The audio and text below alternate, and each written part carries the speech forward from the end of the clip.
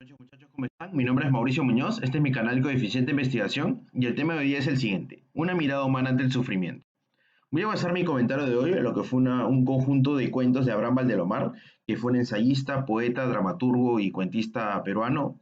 Él nace en el año 1888 y muere en el año 1919, y las obras que voy a analizar fueron publicadas en el principio del siglo XX.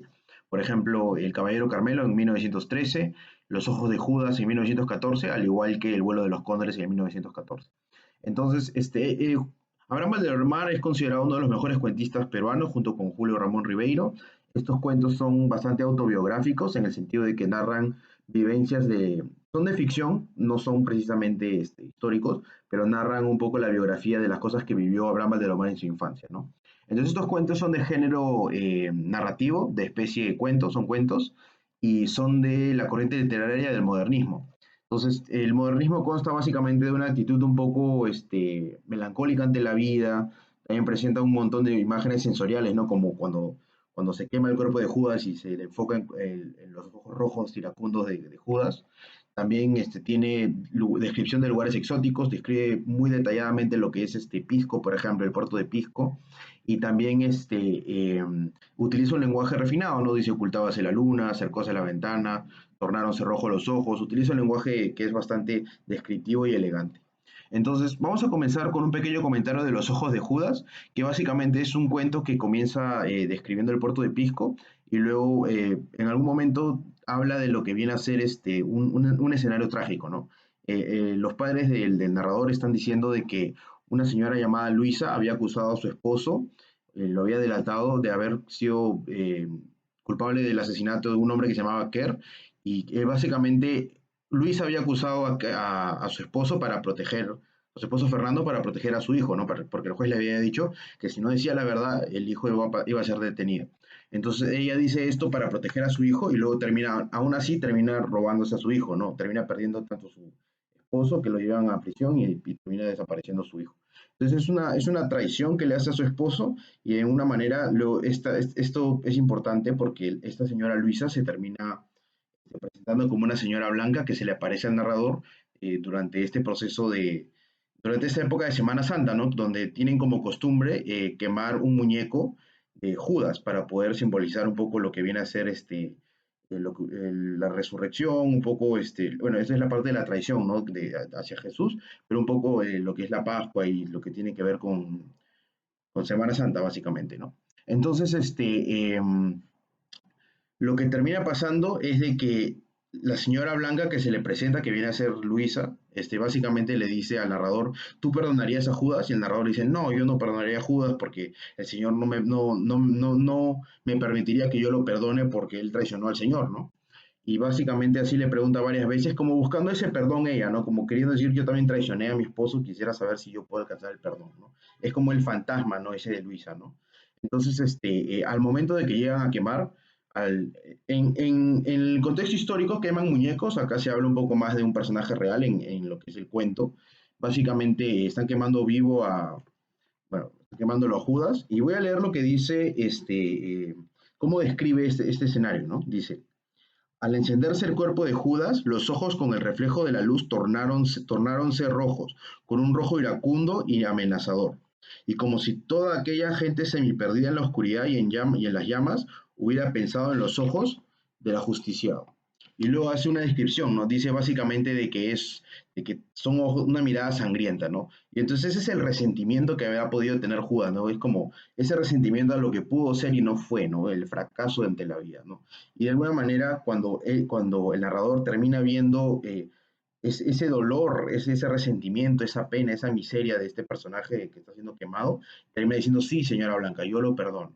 Entonces, eso es un poco tardío, como se mencionaría, pero él al final de cuentas se muestra ese lado humano, ¿no? De que la traición quizá fue necesaria para la redención de la humanidad, y de repente así se puede asemejar a lo que hizo Luisa, que quizás lo hizo para poder proteger a su hijo. Fue una traición de alguna manera, así, entre comillas, como se le dice, de buenas intenciones, en el sentido de que no era precisamente una malicia para destruir. Quizás se puede asemejar un poco así lo que viene a ser la traición de Judas, sabiendo que había sido apóstol y amigo de Jesús.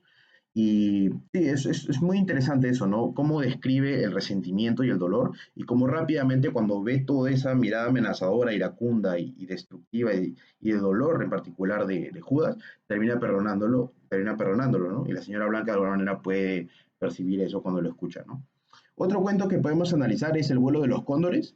Básicamente comienza describiendo una familia con un padre un poco estricto. El hijo termina llegando tarde a la escuela porque se entera de que hay un circo y que está indagando de los personajes, se queda metido en ese tema, llega a soñar con el circo y luego se presenta la obra cuando el padre consigue entradas para la familia para que vayan al circo, ¿no?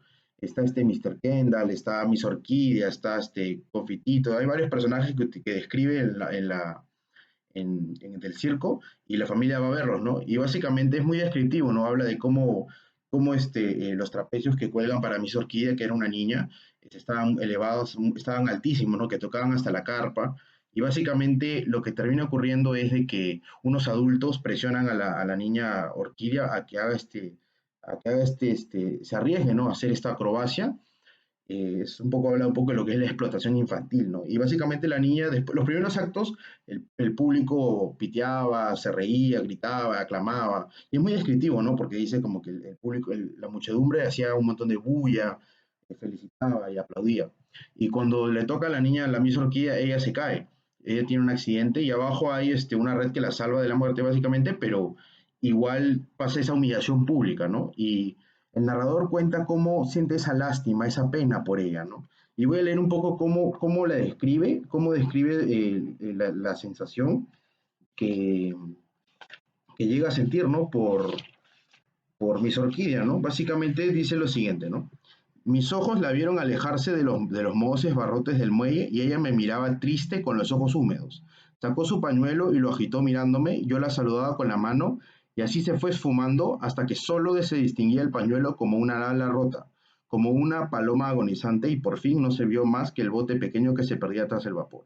Entonces, en el cuento, el narrador termina encontrándose en otros ambientes a Miss Orquídea, pero en ese momento Miss Orquídea termina como que yéndose, ¿no? Casi como huyendo de la ciudad. Y el narrador dice cómo la ve como una paloma agonizante, ¿no? Se les pide con la ala rota, con esa humillación, con esa sensación de dolor de la explotación infantil.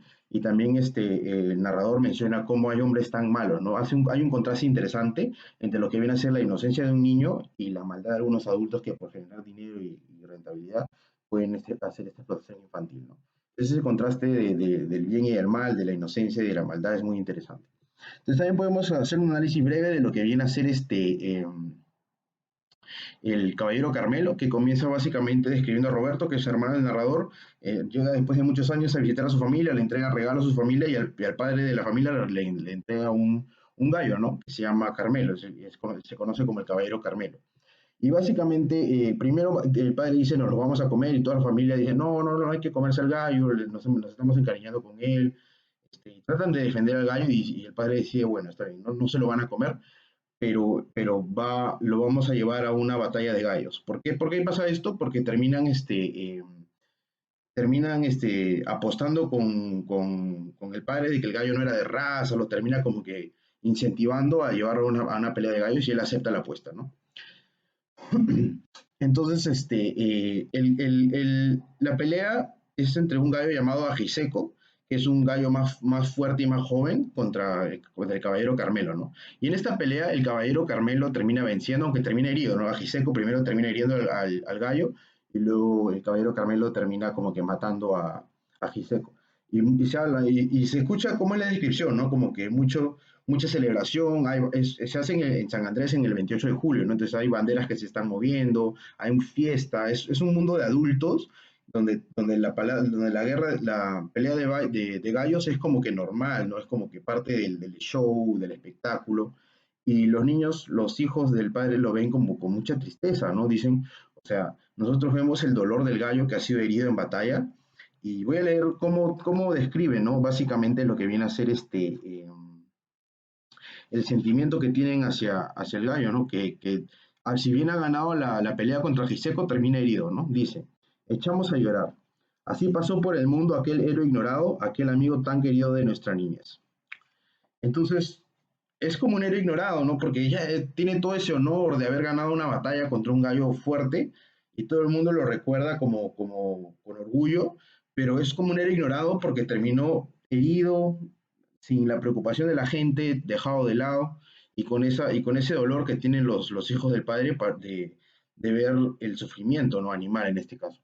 Entonces podemos extrapolar entre de los tres cuentos que hemos analizado un patrón común. Son como autobiográficos porque relatan parte de vivencias de Abraham Abdelomar en su niñez, pero también reflejan un poco la mirada inocente ante el sufrimiento, ¿no?